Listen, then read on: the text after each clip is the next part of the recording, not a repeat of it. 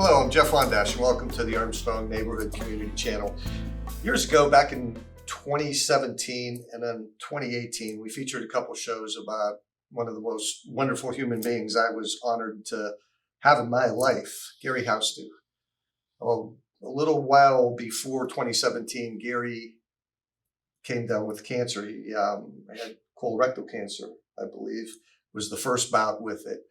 And he decided that he was going to fight this to every last ounce of his life, and he did. But during that duration of over the 5 years, he shared his journey with all of us. Enough that we did 2 shows where he beat it once, went to live his life, it came back again, and this happened repeatedly. I've never met a bigger fighter in my life than Gary. And today, after all of us are here to celebrate Gary's life, I'd like to introduce you to his brother, Ray Housteau. Good friend of mine also, Mr. Ron Potesta, a radio personality. How much do I owe for saying that? Don't cry. and a voice from the Valley that you've heard probably since you were growing up, John Batcho, Mr. Sports. He was on Y103 and great guy, New Sports, probably better than anybody. Glad to be here. Sorry, buddy. Sorry. No, it's all right. It's all good. But at least you speak the truth. Yeah. Sorry, Bo. No, he owes me Not money. my version. Yeah, no, man, My money's, version of it. a lot of money's going to be changing hands here during the show. I'm telling you. Somehow nobody will end up with any of it. Pretty sure. Great as I'm we are. Now, he's the financial advisor. Yeah, he's the financial advisor. One of us is going to be getting financial advice from him at the end of the show. We'll all have nothing and he'll walk out with it. All right, so Gary Housteau, this is what you're seeing right now is the kind of thing that Gary was always involved in. He just always made you smile. I always told him throughout his journey with cancer that he was my hero and my inspiration. And those weren't words, that it was from my heart, and I truly, truly meant that. Ray, I'm going to start out with you. Let's start out with Gary. The Housteau family, first of all, was big in sports in this area.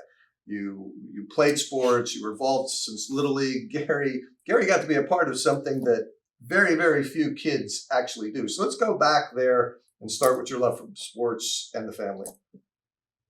My dad, he was a very well-known coach and umpire, and just a guy that lived sports. And he brought us. We grew up on baseball fields and football fields and basketball courts, and that's what we did. And Gary, from the minute that he was involved in anything, we all were involved in sports, but Gary was a natural at everything. And he didn't look like it. He didn't look like one of those guys just would pick up a glove and be the best guy on the field, but he was. And that's where, he got caught up in a league that was like a magical Disney movie, that all the right things came all together. the right things happened. A little league on the east side of Youngstown, and there's 6 teams, I think it was, or 7 maybe, I don't know. And they just had the perfect mixture of guys, and they made it all. They kept winning in these little league tournaments, and regionals and state and districts, every level. You couldn't lose once. Yeah, it was a lot different back then. You couldn't lose once. No round robin tournament. And back then, we always thought of Taiwan. Taiwan was, Taiwan was Taiwan. But Yeah. they were like 27 on the team. Absolutely. Pitcher had a beard and a mustache and 2 kids. And Gary and these guys in Youngstown are on their way to maybe There meeting were Taiwan. 7 teams, I think, in this league, and they're winning 2-1 and 1-0 and 3-2, and they weren't big. They weren't, belting the ball everywhere. They just were good, and they worked. And again, you couldn't lose, not even once. And they made it all the way to Williamsport, and they played in that same tournament as Taiwan, and they finished 5th in the world. Wow. From the east side of Youngstown. The east side of Youngstown. The first game they lost was to Rotterdam, New York. I remember that. And that was the first game they lost, and that was in that tournament.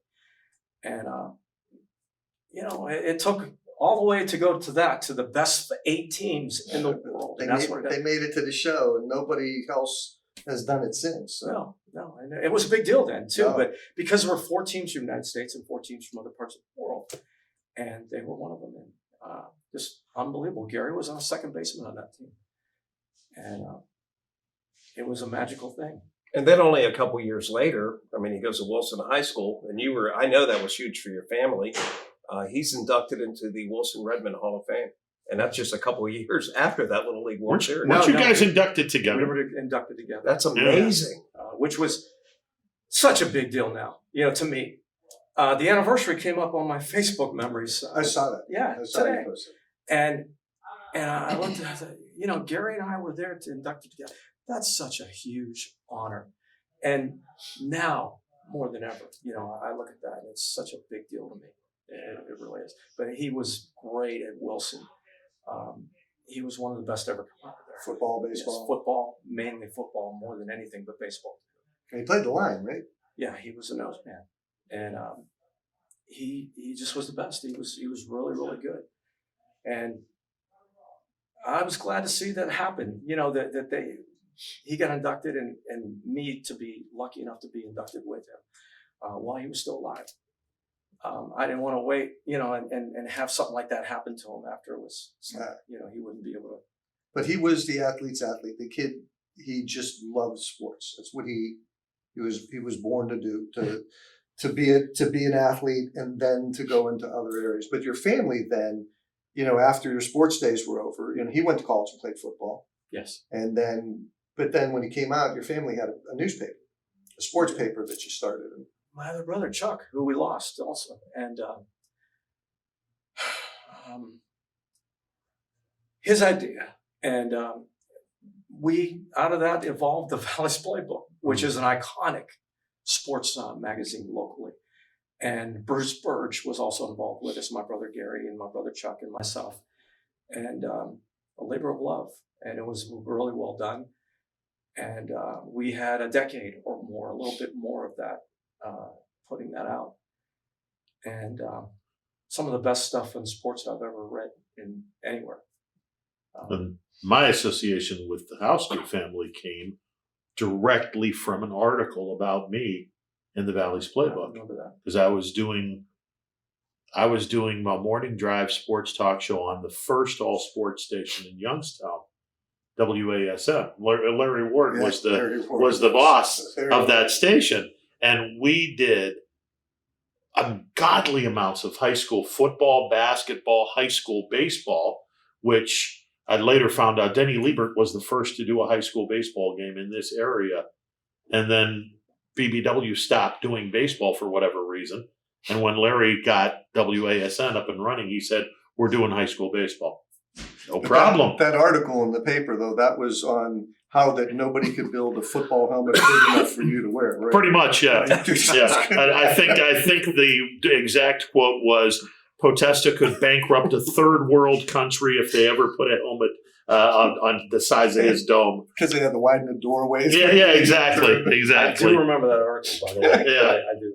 Yeah, I think Chuck was the one that wrote that too, which was spot on. So but no, in all seriousness, I think it was Marathon Man, because I was doing so many games. I think I did like 20 some odd football games, 30 some odd basketball games, 50 some odd baseball games, and I'm doing stuff left and right every single night. These guys are like, Jesus, do you ever take a break? I'm like, no, not really. So all right, we'll write an article about you, and they did. That's where my association with Chuck and Ray and Gary came about. And that's a friendship that's lasted for however long that article came out. What, 30 years? Yes. 30 years. 30 years. Guys, while I did get to write for the Playbook for a little while, and I was honored to be part of that. I mean, who wouldn't want to be, locally as a personality to be involved with that? So that was a thrill for me. But one of the biggest regrets that I have, and he did talk to me about it, was I never got to work directly on air with Gary. Now, I would interview him. Poe had him on many times, but he wanted to do more. Gary had reached out to me literally months ago, and he wanted to remake that feature that he did on the Ginn family, Coach Ginn. And I said, and I remember looking at him. I said, Gary, it's a masterpiece the way you did it by yourself. You don't need me involved, but he wanted me involved, and that meant the world to me. And I always, whether it be football, baseball, basketball, whatever, I wanted to work directly with the guy. I did. I can't believe that never happened. And I never really had that opportunity. Not on radio. I never had the opportunity. Maybe as a spot guest here and there, but never directly. A full season doing something together. That would have been a real thrill for me. So that's a regret. I had him on my radio show on BBW, and the one thing that I admired about him is he would come into the studio because I would be there with Pat Mulrooney, my favorite guy, Pat Mulrooney. Oh my gosh, And Gary, stories there. We huh? get some Mulrooney stories. yeah, and Pat and I would show up. We'd get on the air at 3:00. We'd show up at 2:58. We'd go. You got anything? No. Okay, let's go. And we'd start the show. And Gary came in, and we had him on in an hour from 5 to 6. And he came in with a stack of papers like this. I don't think I spoke. I mean, he just went off on everything Ohio State and high school football on that day. He just was so prepared and so analytical on everything. There was nothing for us to say. We just let him go for the whole hour. I'm pretty shocked he even had anything with him. Oh Because no, could he do was. that with nothing Yeah, else. he had a folder like this, and he was all prepared. Yeah. He didn't have anything with him. When he come into my studio, he didn't have anything. You know, a couple of years ago, and I got to tell a funny story. I got a chance to work with Poe. We did Friday night high school Oh, God. scoreboard. And I had a blast with this guy eating pizza every Friday night and going back and forth and doing scores. One of the reasons why I have a heart condition, but neither here nor there. Gary would call in. Todd Thorne and Jim Evans were doing the games on the radio. And you could hear some of the chatter. I was like, this is going to be a good game tonight. And Gary would say, you kidding me? You kidding me? Poland's going to get him by 3 touchdowns. And Poland would beat him by 3 touchdowns. Yeah. The guy was a level and a step beyond what everybody knew. And that goes back to what Jeff's talking about. His analytical, his detail, his passion, approach, the everything passion about of it. Yeah. And that's how we And he were was not raised. afraid to tick you off. No, Oh, or Ron you will tell think? you that. You think? Yeah, he was not. He had no fear. that was classic, though. Come on, I mean, Oh, when he would argue with you, it was classic. here's the thing that just, it didn't frustrate me. Nothing ever frustrated me about Gary. Because when he walked into the studio, I was never concerned about, okay, am I going to hit the dump button once, twice, 5 times? Never. To his credit, he never uttered a swear word at all, which is kind of the antithesis of me. But I would never know what the hell he was going to say. I was just like, okay, what's he going to do? Where is he going? I was clueless. But that's what people liked about that. Oh, I know. As it The turns out, that was unpredictability. the best part of the show was the unpredictability. It wasn't scripted at all. You guys didn't even know what you were No, going to those No, were no. always the It best. evolved, No. devolved into that. And I'm glad you brought that up because he would literally walk in right after the last break before 4 o'clock or 5 o'clock or whenever I had him on. And we would talk for a little bit. We wouldn't talk about what we were going to do on the show. I think Gary was more or less, I'm keeping this from you and we're going to have a little bit of fun. And I'm like, well, I'm keeping my stuff from you and we're going to have a little bit of fun. And come 5 o'clock, I'd play Johnny Paycheck, take this job and shove it. Right. And I'm bebopping around. He's laughing hysterically because this big head is doing all kinds of stuff and dancing, chair dancing and whatnot. He's laughing. I get done and all bets are off. We're going at it and we're having some fun doing it. And I think the audience loved that because you could tell that it was just you guys. And I'd be sitting there and Mandy would tell you this, but texting to Gary, tell him this, tell him. I was so into the argument, and I was of course on Gary's side all the time. And I'm texting like as if I'm in the conversation or the argument with you because I was so wrapped up in it. It was such a fun thing to listen to. And it was genuine. Gary, I knew how to push Gary's buttons, and Gary knew how to push my buttons. And when we got together and we wanted to needle each other, we knew how to do it. It Didn't take much. It didn't take much. It was pretty cool. And it was never, if we were yelling at each other, come commercial break, microphones get turned off, and I'm looking at him and I'm like, damn, you brought it. He goes, yeah, we're having fun. And I can only imagine people are like, somebody better get somebody in that booth. Gary's going to beat on this kid because there's no chance in hell I'm going to be beating a former football player. So I'm like, somebody better save Ron or something like. No, hell, we were having fun. He'd break his hand on that head, man. Come on. Well, this is true. Yeah. But that's a passion that you mentioned that my dad had about all this. We didn't grow up So liking this comes from sports. Dad. We liked sports. Yeah. We loved it. We lived it. Like you and I grew up very similar. Right. And I think that was, why Gary was so passionate about that. as you are. But But it not only was in sports. Gary was, I don't want to say an addictive personality, but when he had his mind it's set on it, he just mastered whatever he did, whether it was playing second base or whether it was a nose tackle, whatever his duty or job was, he mastered it. And after his sports days were over, then the playbook came along. He was a writer. You were a photographer. You guys switched places. And then he became one of the best sports photographers ever to come out of the Youngstown area. I mean, and it went. I'll let you tell the story, but then it not only went from a local basis, but Gary got into OSU. I didn't turn the camera over to him until the playbook was over, and he went down to Ohio State, and he did all that down there. And he turned into a fantastic photographer. And this is when you had to know how to use a camera. Yes. This is when we didn't bring our iPhones down there, and they could take movies. Film, Yeah. we had film still. Yeah. And some of the shots he's taken, as Sports Illustrated cover quality stuff. Right. He was really, really good. And so I'll let you expound on that a little bit. How long and how did that all start that got him into Columbus? I think he just made contacts. Everybody, Gary got to know everybody. He didn't just interview them. He got to know you through a common love. And he got to know Steve Hellwagon down at Ohio State. And that evolved into him working, I think it was Buckeye Sports Bulletin first, which, evolved into various things. And eventually that was picked up and a part of Bucknuts, which is the largest Ohio State online site that there is.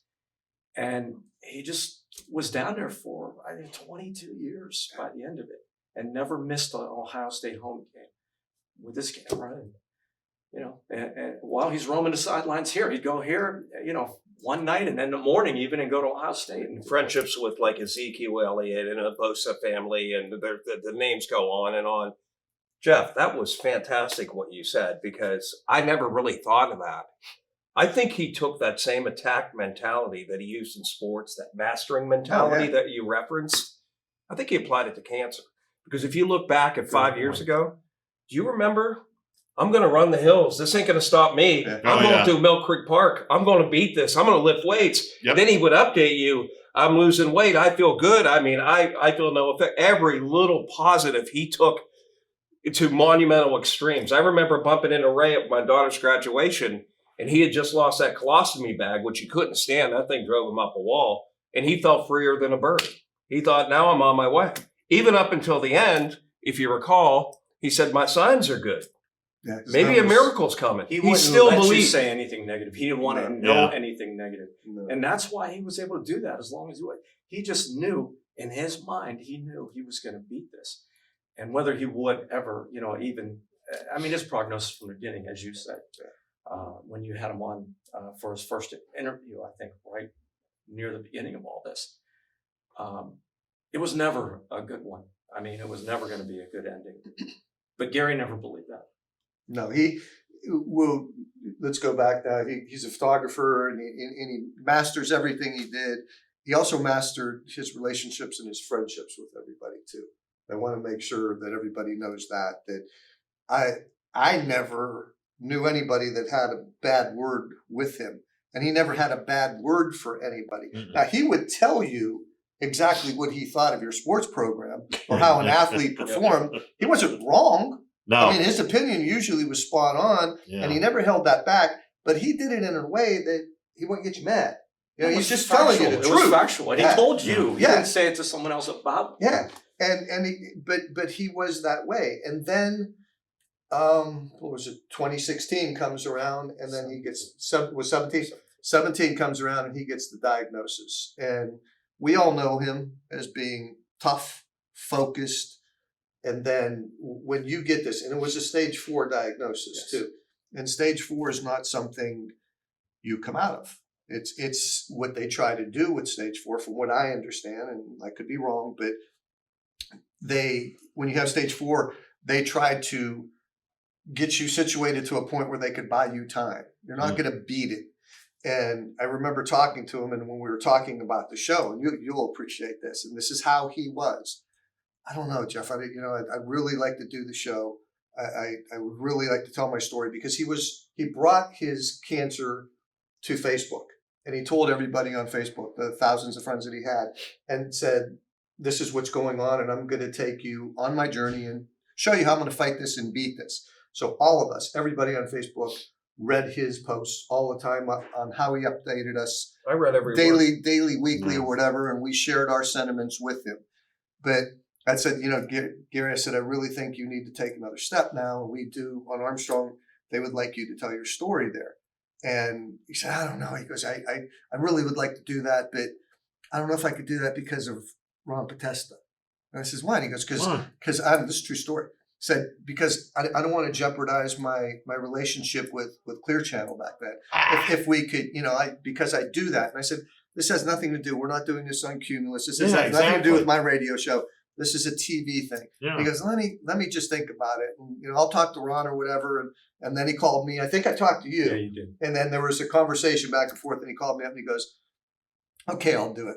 And then that's when we decided. I talked to Greg Roten, the director at Armstrong, and he said, okay, let's do it. We scheduled it. We did the first show where Gary was going to bare his soul and tell everybody what was going on in his journey. And we met at Boardman High School, and it was a cold day, and that's when we did the first show. It lasted about an hour, and it was a very, very, very emotional, difficult thing for me to do. Great interview. It was.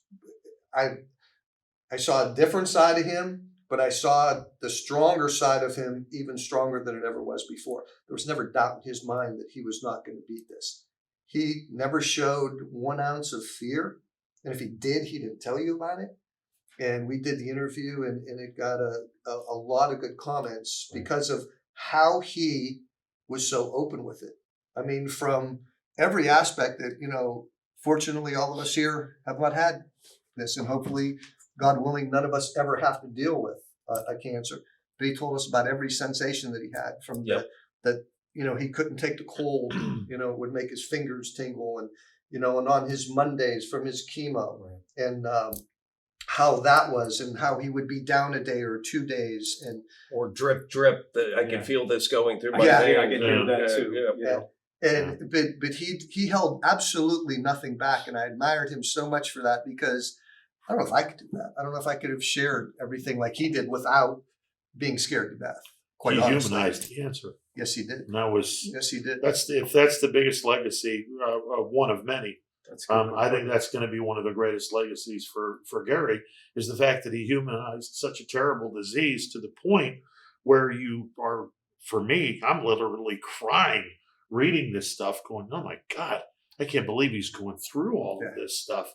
But he humanized it, and he didn't hold anything back. No. No, he did not. You pretty much knew the hell he was going through when he was dealing with heavy doses of chemotherapy. You knew exactly what he was going through. And I think that's one of the things that just made it so difficult to read. But by the same token, it was so difficult not to read that because he's a friend. Yeah, but I think what I took from his post and how he shared everything with us in his daily or sometimes bi-daily or weekly posts about going through the battle, especially in 17 when it first started out, and is that I think that for him was his mental therapy.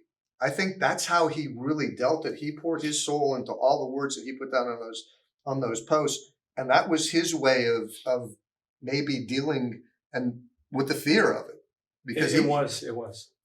I know that for a fact that it was, and I think the way that the reason that everybody related to that was, first of all, they followed that battle, and they, you lived and died with what he was going through, but you also knew somebody, or you lost somebody, or someone in your life that mattered to you went through this, and this let you know what they went through, and what they were going through, maybe in a way that they didn't or couldn't. And we don't I don't think any of us trivialize it or know anybody who trivializes cancer, but we know so many people who go through it, but he made sure, and I asked them when we were sitting down before we started, I said, I got to ask you this. I said, what made you decide to do the show? And he goes, because if I could make one person go get, cancer screening for the colon Right. through this, and they could see what I'm going through because he was, I believe, at what 51 or something like that. When he got diagnosed. When he got diagnosed, Yeah, right. 51 or something like that. He goes, if I would have just went and got that screening, because colon cancer, Colon cancer 50. You're supposed to get and now they say 40. right. But colon cancer is a cancer that you don't have to die from. They can get it in time and cure you of it. Mm. And he goes, if I could just get this out there, and that was his reasoning for doing the show. And then we went on and did it, and it was we're going to show that on Armstrong along with the show that we're doing today. We're going to show both of them actually, so you can see it and watch him go through it. And it was just a very, very emotional, very difficult thing the questions to ask him. It really was. It was, yeah. Jeff, you made reference to that positive attitude. He had a lot of people were woe is me, and it would have been very easy to take that path or that mentality. Gary wasn't like that. He had that glasses half full mentality, which I don't know that I have that as much as I would love to have that. To be in those shoes too. That's the thing. I think it's human to put yourself, how would I react? What would I do? He was so positive, in fact, and I remember I came up to you, Ray, and asked you about it. He confused me to some degree. And what I mean by that, he would post frequently, I'm cancer free. Right. Do you remember I said, he beat stage 4? And you go, no, John. No, that's not what he in his said. mind, he did. That and was he would never. surreal to The me. positiveness came from the fact that he let nothing negative in. Nothing. He didn't even want to know what the doctor was saying at times because he was afraid it was going to be something that would take his will to fight away. But Ted Ginn's father, I believe, beat stage 4 pancreas. That's and true. pancreas is about as bad as it gets. Yeah, as bad as it gets. And if you're having stage 4 pancreas, you're just not beating it. Right. Ted Ginn's father beat it, and he spoke about that over and over. He did it. He could do it. I can do it. And that was his attitude. And he said that in the first show we did. And he just had it. And I remember when we ended the first show, I said, "Okay, we're going to do this again next year, right? Same time, same place." And he said, "God willing," and okay, that's a deal. And because he was at that point where he didn't know what was going to happen at that point. He goes, "I just want to get rid of this, and I want to get to that point where everything, I can move on with my life." And it sort of happened for him because he got a great prognosis. Everything kind of went his way after that. 5 years with stage 4. Who does that? That's really different. It was chemo almost all the way through too. It wasn't, hardly any breaks at all in that. And he didn't even look like he was going through it.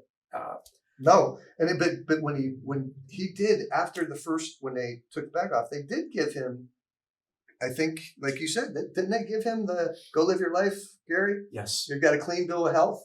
They didn't tell him that. Oh, that's what he told me. Well, they didn't tell him that. They told us that he just took a year off his life by giving that bag up because he wanted it off. I remember you told me this. Yeah. My And mom they said told me. there's no good ending. But he thought, the doctor thought it was going to be right then, And this is 3 years after, three or 4 years after that he finally got to him.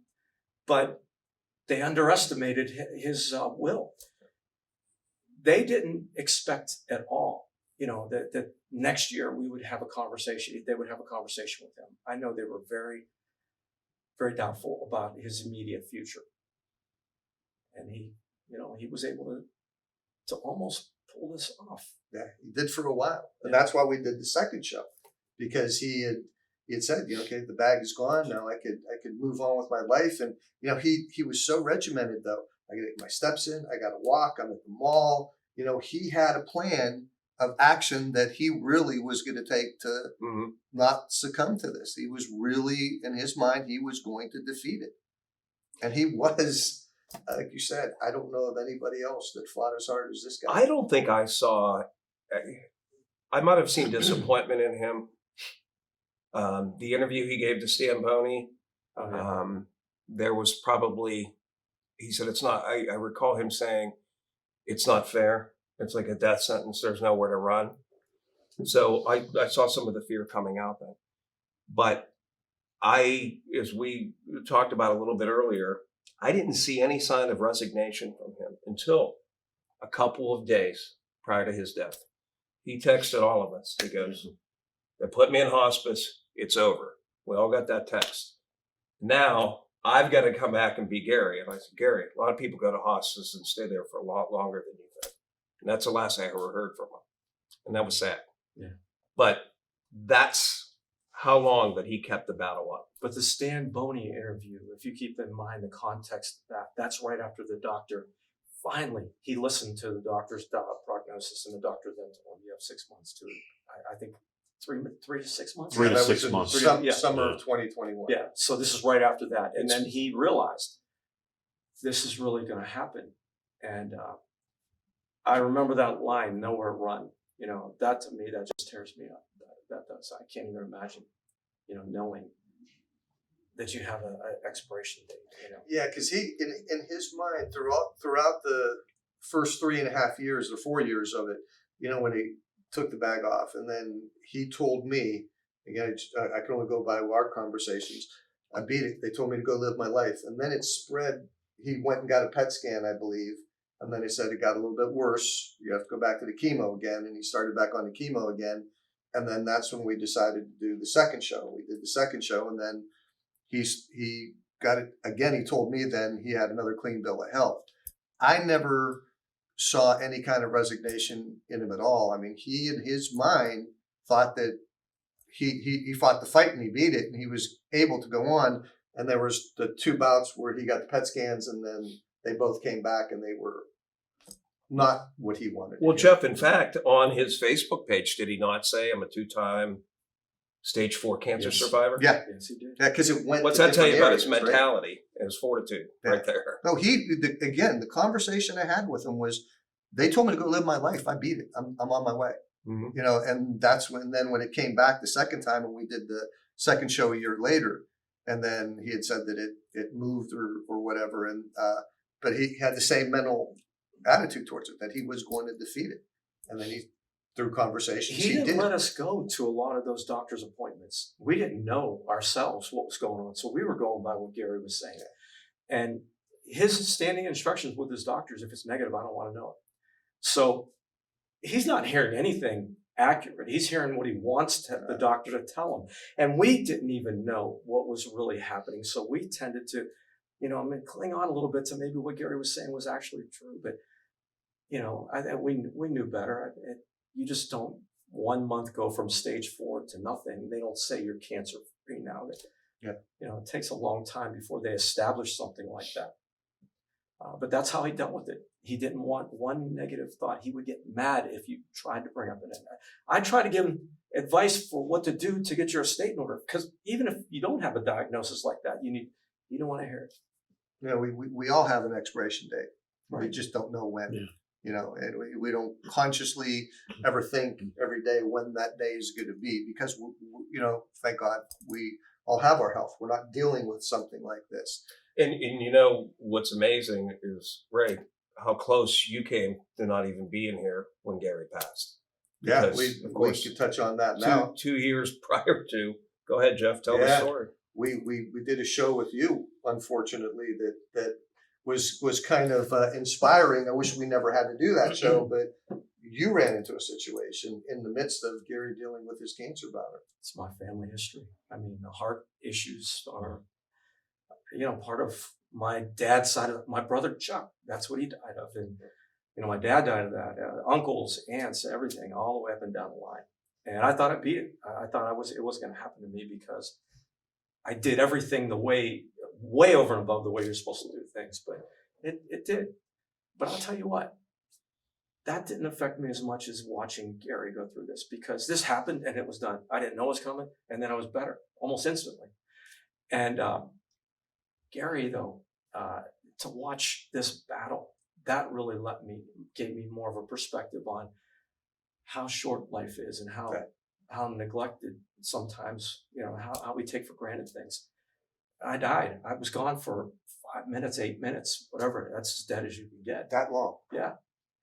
And so they just kept pumping on your chest to keep the blood going. I had a great friend who saved my life, and he kept doing that. He's a fireman.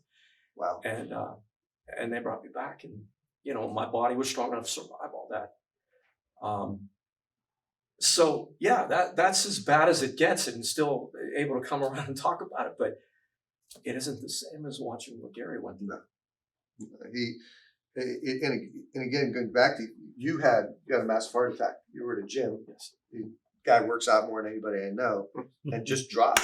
And that's what happens when you have the massive, the widowmaker, and just go down. That's it. It's over. I felt nothing. I felt nothing before it happened. I felt nothing when I woke up. I felt, something. I passed out. I didn't know there was ever anything that was going to happen to me because there was nothing to show me that.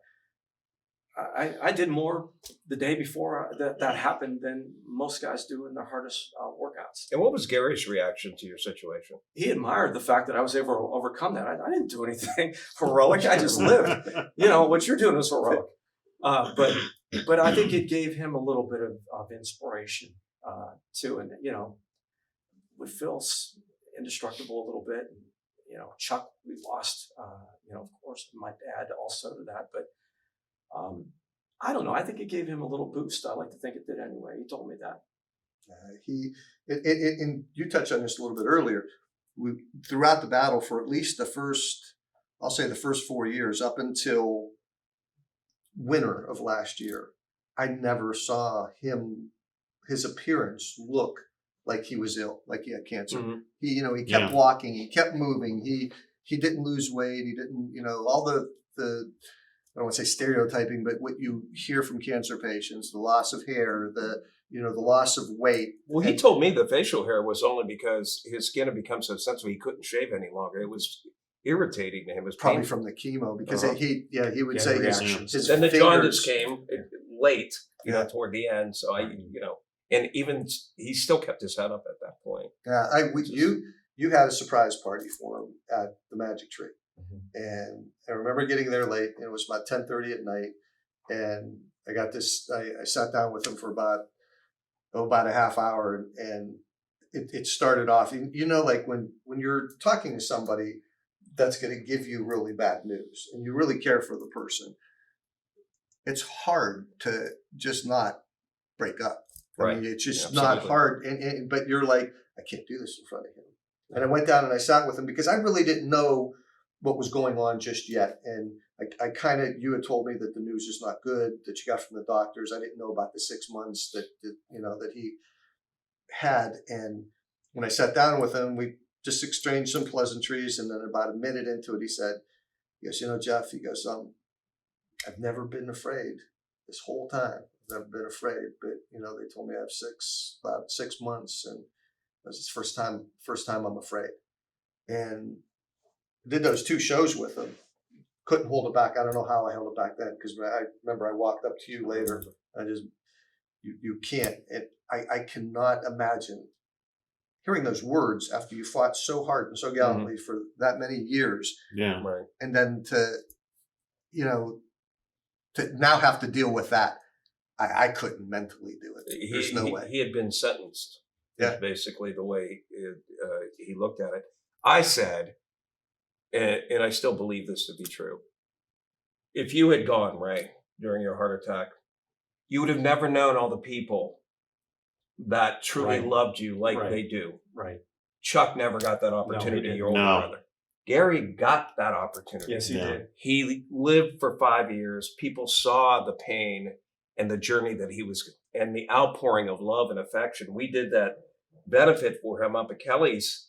Poe was part of, you were there. We had bands. We had so many people. We raised so much money. And then you saw the outpouring of love on Facebook, and it just continued in Ohio State and all those. Who came to his birthday bash we had in September? Bucknut. Yeah. He Big loved guy, that big guy. guy. Yeah. Jim Trussell, was there speaking on his behalf, and he corrected Tress at the time, which was hilarious. He gave the greatest speech that night too. Yeah, he did. And it was just amazing. And he even said on Facebook on multiple occasions, I am so, look at the friendships I've got. Yeah. We talked a little bit about that's a great. The point you brought up about me too is a great point. I look back even when it comes up on Facebook now, like in the memories, when that happened to me, and see all the people that, come. It's like you're able to go to your own funeral, and listen to all the good stuff that people say about you when it's too late and they should have done it when you were living. I got to look back on that then and afterwards and say, Gary had 5 years of, like a farewell tour. I hate Yeah. to say it like that, but Right. in sports, Yeah. that's kind of what it was like. And he appreciated it so much, even though he didn't believe it. He didn't believe he was going anywhere. But he loved every bit of it. He felt loved. And I think that gave him what he needed to fight it as long as he did. And Jeff, to your point from not seeing him at his worst, unfortunately, there were times when I saw him where he was in really bad shape. And that's because I would do a show on Friday. He would come in on a Friday and he was doing chemo on a Monday. And I knew when chemo week was. Chemo week, he comes in looking really just horrible. The off week, normal Gary. So he comes in 1 week. I can't remember. It was late in the football season. Ohio State's playing a Big Ten game against a nobody school, and they wind up pounding that team anyway. Gary comes walking in, and you can tell he's uncomfortable. He's trying to, he's sitting on the chair, and he's moving he's moving around because he can't find any good place to be comfortable. I take a real quick time out, like 10 minutes into the thing. And I look over and I'm like, Gary, what are you doing? He goes, what do you mean? I said, you're not feeling good. Mm-hmm. What are you doing here? He goes, no. He says, you don't understand. He says, I look forward to this. He says, you can't take this away from me. I look forward to it. No problem. You're right. He always showed up, no matter how bad. If it was for his Buckeyes, for post show. Yes. I told you he did a photo shoot for my daughters, which stunned me. I know he did that for me. That was in October. Yes. Surprised him. Yeah. That's how he was sick. Keith Burke had a benefit who contracted COVID really badly where he couldn't breathe up at El Cowboy. And Gary shows up unannounced, sick as he is. Keith Charles has totally worshipped him from that point on. Who's a singer for a band. There are multiple bands in this area. But that was Gary. He always answered the call. We talked about that colostomy bag. He couldn't stand that. Gary had posted, he goes, never stopped me from missing an Ohio State game. That's I was true. still there. And he had to walk around with that bag, which It was miserable. he hated. Right, he did. He almost had an accident with that bag in the broadcast booth. Oh, no. We're 2 minutes from a commercial break, and he's just like, he's freaking out. He's looking at this thing, and I'm like, oh. I'm like, oh boy, here we go. I'm like, and I'm looking over it. I'm like, they take a break. He goes, nah, this is all right. So like, we get done with the thing. He shoots out of the broadcast booth, and he goes down the hall. And about 15 minutes later, he comes back. He goes, you have no idea how much I hate this thing. Wow. I says, I can't stand this thing. And I'm just like, The doctor told him the risk of getting rid of that. And he was more than willing to, whatever the risk it was, it didn't matter. He wanted it gone. See, this is surprising to me, honestly, because I didn't know that was the story. The story that he told me was they said it could come off now because I'm over it. No, And your mind can do lots of things to protect That's what itself. he told me. And that's what was going on there. But we had talks with the doctor, and they were adamant about not getting rid of that. But he lived 3-4 years after that. 4. And I mean, he was not just Ohio State games. He just wasn't getting up for that stuff. He was going to high school games and volleyball games. And I mean, it did golf matches for, but I don't even know. You know, he was everywhere. It was amazing. And I think I tell people this, that, you know, some of these athletes maybe see him and he's not a big guy, you know, he's a little heavy or stocky, and they might not realize, they just think he's the guy with the camera, you know. And maybe they feel like he was somebody that's kind of looking up to them and admiring. He didn't look up to them. He respected that they were trying to do what he already did. He was as good as anybody he was taking pictures of. And that was important for me to say that. I said that at his funeral, that, you know, I wanted people to know this was a guy that did all this. This was a guy that did it well. And I didn't want some of these guys maybe looking at him and thinking, well, he's a nice guy that takes pictures. I think there's a level of respect if you understand what at the level he was at some of this stuff. How about the family, Ray? I mean, we get a chance to talk to you. Rarely do we get an opportunity to hear how Chloe, obviously his daughter, took it hard. Mom, you kind of shielded her from some information. Shar, your sister, how did the family deal with it? At the beginning, there was such an overwhelming amount of things to do and people around, and you guys were, there during a lot of that. And Ron, you were there the day of that. Now is when it hits, his daughter, Chloe's having a rough time of it. My mom, we've done what everything to make sure that we're around her. And that's her second son that she lost. Yeah, I can't imagine that. It's rough. My sister's she's been doing everything she could do to stay busy and also just to do things that need done. But everybody has their moments, and looking at you guys get even emotional on this stuff, and bringing up some of this stuff is a very difficult thing on me. And you never get over something like that. You just learn to live with it. But he and Chloe got to take Exactly. 1 month sabbatical. They went on a West Coast road trip. I was just going to say that, we don't have, we all have an expiration date. We don't know what it is. I think in the back of his mind, he always kind of knew that it was coming. But what would you do if you knew that you had 3 weeks to live? How would you plan out those 3 weeks? Yep. He didn't know when it was coming. He just knew it was coming. But boy, oh boy, did he take the time that he had left. And he put a lot of living into 3-4 years, especially with the, like you're saying, the word I called it the world tour that he took with his daughter, and we saw pictures of him in canyons and there were palm trees and what was the one constant that you saw in every picture?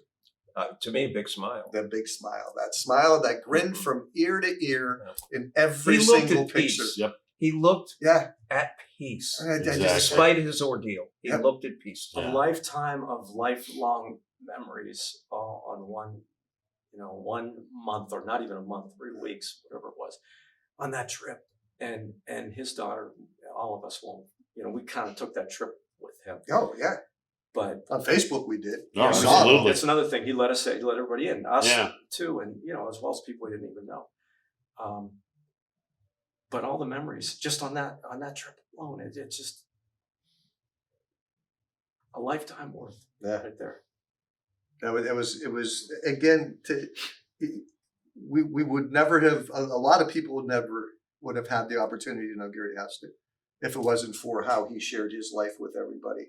And to me, that I'll always be grateful for him, because how easy it is for us, especially if you're in business or you're working somewhere and you run into a problem with somebody or a difficulty with a customer, or you have a migraine and you think your world's coming to an end. Mm-hmm.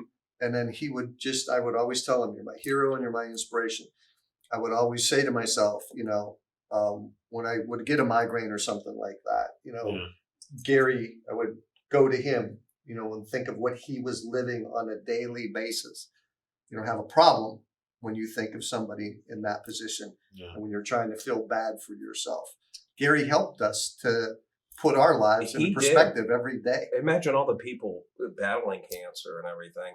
There's a story I'd love to share with you guys. I just don't think it's appropriate. It involves another person that actually was dying of cancer at the time Gary contracted it. And she wanted me to make a public statement regarding chemotherapy. I did not want to, I wouldn't do that, but she wanted me to do that for her because my brother was about to undergo chemo treatments. So I couldn't do that. I didn't want to do anything to discourage him. But there's a lot of people when you have stage 4 that just aren't a big believer in that product, or that's the way to go. And I knew Gary was about to forego that procedure and have to go through that. So I, bypassed it. One of his biggest regrets, I think, of leaving this earth, obviously, is not going to be able to see Chloe get married. I know that was a dream for him. And he wanted to see those Notre Dame Ohio State clashes. That's the one that's coming up. Yeah, that's wanted so badly. especially at Notre Dame itself. I don't Absolutely. even know how we're going to get through that day. I'll tell you, We're going there for that game. Oh, absolutely. Absolutely. I was just going to say somehow, some way, we either rent out a hall and watch it together and have a big I'm Gary gonna be there. Housteau, or we go down and have a big. No, we tailgate have to go party. down. We have to go down. Uh, I'll have my Notre He Dame. t- I mean, gear you'd on. be you there gotta anyway. go. You gotta go somewhere else, They man. couldn't find an Irish fan here. Well, I mean, I At can. least I we're can, at Ohio State. hat. You gotta do that for Gary. I can. Yeah. No.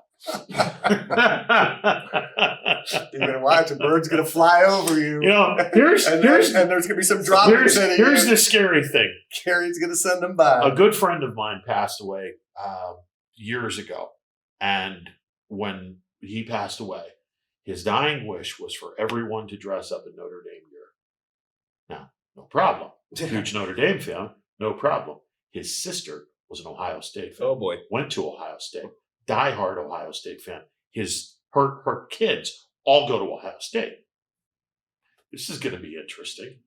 We go in. Sure enough, she's in Notre Dame gear. When Gary passed, I looked over at my mom and I was like, I swear to God, if he says that we all have to dress up in Ohio State gear, I don't know what I'm going to do. She looks at me and she goes, what the hell's wrong with you? You're going to wear Ohio State gear. I said, I'll have Notre Dame gear underneath it. You're probably right, but I'll have Notre Dame gear underneath it. That was the one thing that was in my mind. I was like, I'm wondering, because Gary was such an Ohio State fan. I was like, is he going I to think have he all would of want you to stay who you are. He Yeah. would be arguing with you from beyond. Yeah. Because honest to God, and You'd be a poser at that point. I'm not. Well, here's what I was going to do, and I'm not joking when I say this. If I was allowed to go up and say something at Gary's funeral, which time was restricting and whatnot, I was going to start OH real quiet Wow. and have everyone go IL, do a little bit louder, and then go full out OH, and then stop and say, "This man is the only person I know that can get a diehard Notre Dame fan to do something that crazy like your guys' stupid chant, and then go around and sit down." It's only stupid because Notre Dame doesn't have a chance. Well, no, we don't. I mean, it's we don't. We just beat people. Oh, I think there's a little. Except for one team. Except Except for for like a bet's coming up here. except for bowl games and whatnot. Oh, don't even get me started. Ohio State. Don't even get me started. The Fiesta Bowl. Irish Mike But and I. you put your junior varsity on a team that day, right? Irish Mike and I Intramurals, I think it were was. Irish Mike was doing the Notre Dame show with Yeah. me, and Gary would come in, and Gary comes walking in, and Irish Mike is on the phone, and Gary's like, "Hey," he says, "we need to do a bet." So what are you talking about? We need to do a bet for the Fiesta Bowl. So what do you got in mind? He said, Ohio State wins. You guys got to sing Carmen, Ohio.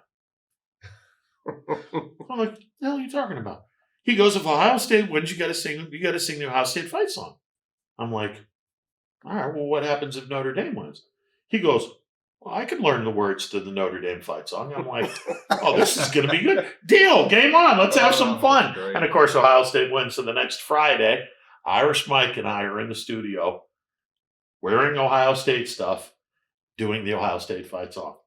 And we had a blast doing it. I can guarantee you, Gary never bothered to learn the words to the. I'll guarantee. He never needed them. I'll guarantee he knew never Ohio would. State was going to win the game, so it didn't matter.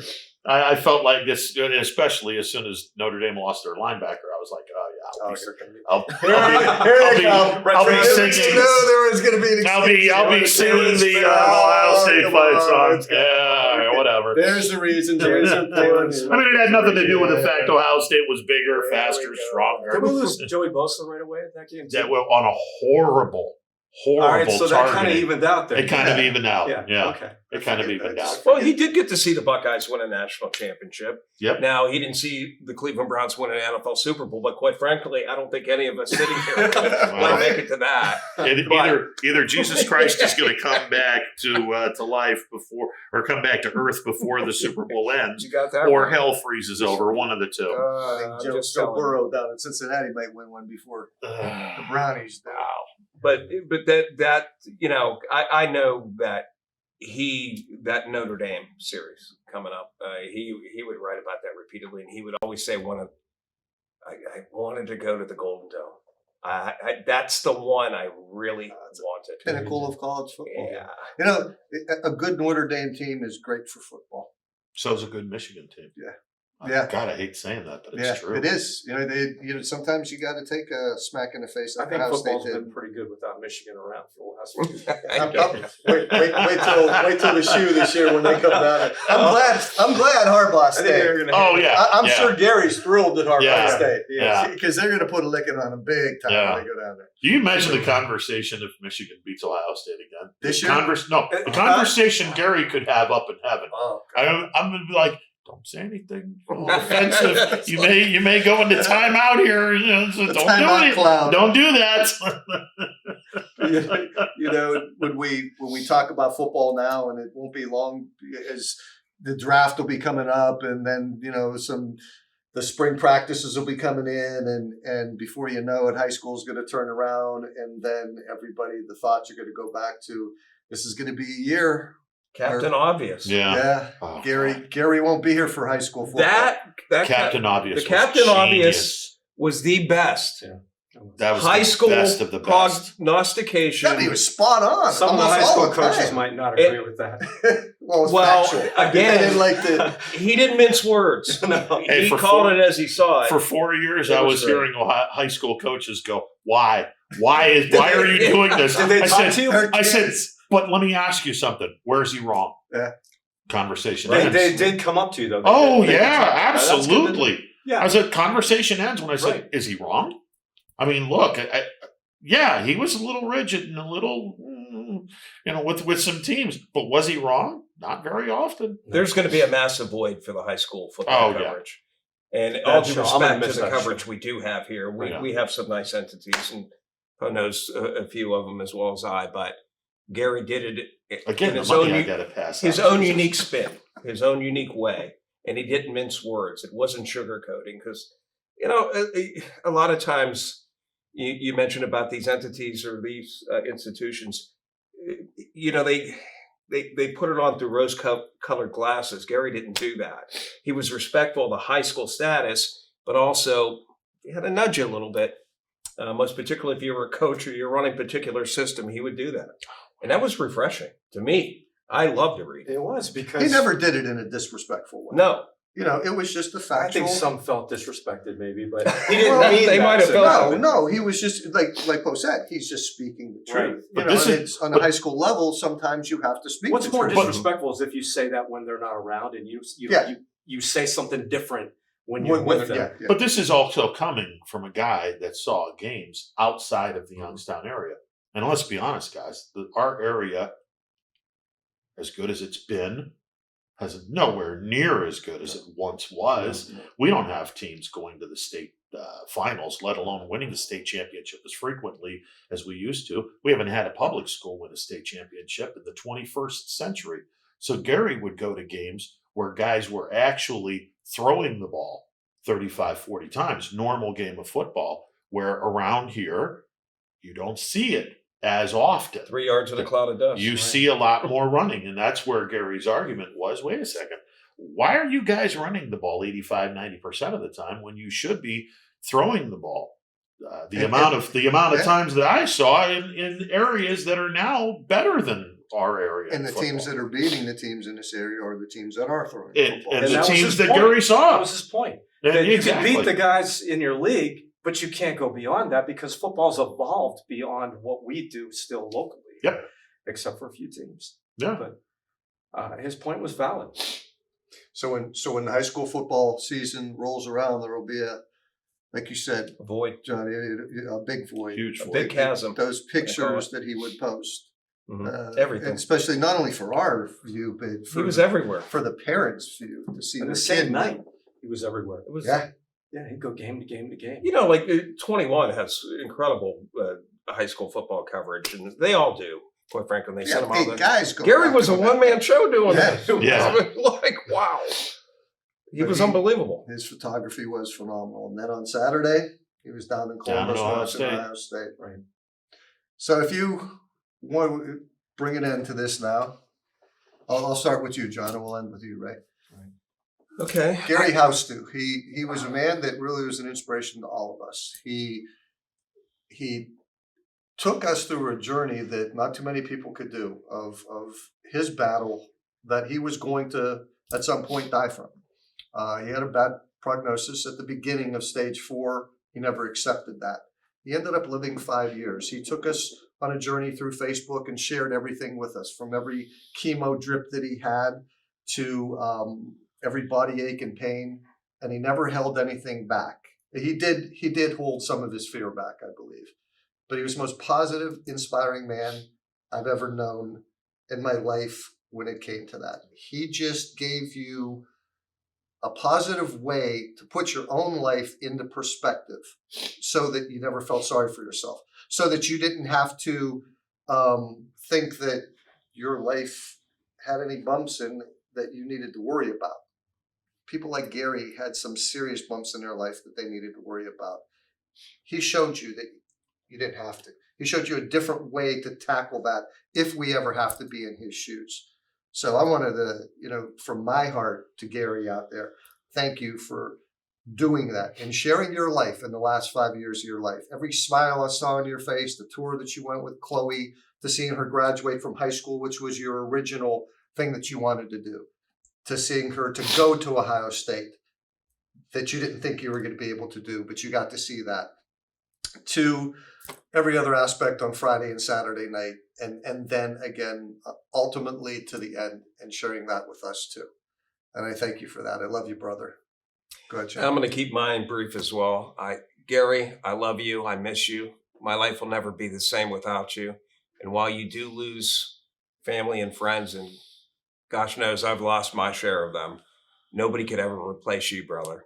Thank you for letting me be part of your journey. And thank you for teaching me so much about life over these past 5 years. Love you. Well, I'll never forget you. We're probably real selfish in that we'd love to have him back, but knowing that if we have him back, he's still suffering from cancer. The journey was over. He ran the race. He ran a damn good race. He doesn't have cancer anymore. And as a Catholic, I firmly believe you die, you go to heaven. He's in heaven. And hopefully he says a couple of good words so I can get up there one day. Not too soon, though. But I've said this from a sports standpoint. His legacy was cemented years ago. It was cemented years ago as an athlete. It was cemented years ago with his writing. It was cemented years ago with his photography. It was cemented through everything that he did. He's a great friend, a great person to hang out with, and something that he had to deal with that I don't ever wish on anyone in my lifetime. And Lord knows I've seen enough of my friends die of this horrible disease. I miss him. And Fridays in the fall are going to be tough. Right. Ron, give me a second. I'm pretty sure I'm the only one here that can say this, but I know that he's not gone. I know there's more. I know. I told you this before. I know this. And I take a lot of comfort in the fact that Gary's with my brother and my father now, and you couldn't find 3 guys watching and enjoying sports more than they do. I miss more the fact that I can't be doing that with them. Everything you guys said,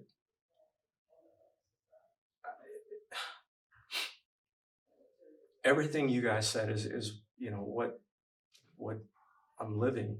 I see a video or a picture or anything at all to do with Gary, and I think about football season coming up and how I'm supposed to watch and enjoy the games the way that we have always done. But I keep going back to that. I know he's doing that, and he's hearing everything you guys have said from the heart, and so do I, and so does my family. And it means a lot to all of us, and I know it means a lot to Gary. He knows how everybody feels about him, because he told everybody how he felt about them. And that's the reward you get for opening up the way he did through this battle. And you mentioned all the good things that Gary was known for, but the best is that he was just a good guy. Chuck as well. And, that's a lot to live up to from my end. And God gave me another chance to do that. And I intend to do justice to my family. But I want to thank you guys for this. This does mean a lot. Your brothers, you, Bob Hannon, too, all Bruce Burge, all the guys that couldn't be here. It's just something that every person in my family, my sister, my mom, and other relatives, all are amazed by the bond that you guys have with him, that the sporting community has with him, and he had with them. So I want to thank you on Gary's behalf. And I'm pretty sure that he'd be happy I'm doing that. Can we, one more final time for Gary? Guys, you ready? OH. IO. I want to end it with this, if I may. We would be remiss if we didn't add this. This all started because Gary Housteau decided to come on to Armstrong and share his journey of cancer with all of us. It was never done so that everybody could say, oh, look at this poor guy. He's suffering from stage 4 cancer. I feel sorry for him. It's not why he did it. He did it so that you could see that he didn't go and get tested early enough to beat the cancer that he had. That's why he did it. And we would be remiss if we didn't ask you to please watch Channel 20. His show is the first 2 shows that we had with him in 2017 and 2018 are going to air. I want you to watch those shows, and I don't want you to look at those shows and feel sorry for him. I want you to help to celebrate Gary Housteau's life and learn from those shows that he showed everybody in the Mahoning Valley how precious life is and how to live it to the fullest every single day of your life. And to make, if we really truly want to honor him, take care of yourself. Go get checked out for him, for your family, for yourself, and make sure that what happened to him doesn't have to happen to you, because you can catch colon cancer early enough so that you could beat it and move on with your life. So you don't have to have a struggle like Gary did. So I'm sure Gary would want you to do that. And I would like to thank the Housteau family, John Batcho, Ron Potesta. Ronnie, your show's on every day on what channel? 1390 The Gambler. There you go. Cheap plug, I have to Cheap have it. plug. Have you seen my ratings lately? I need a cheap plug. I know. Listen to him. He's a great guy, very knowledgeable. And this football season, thank you, Gary. You're going to have to. And please, for Gary, honor his memory. Get yourself checked out and make sure you tell your friends and your loved ones to please go get checked in honor of Mr. Gary Housteau, our friend and your friend. Thank you for watching. You have a great rest of your life. And keep smiling and never stop fighting. Take care.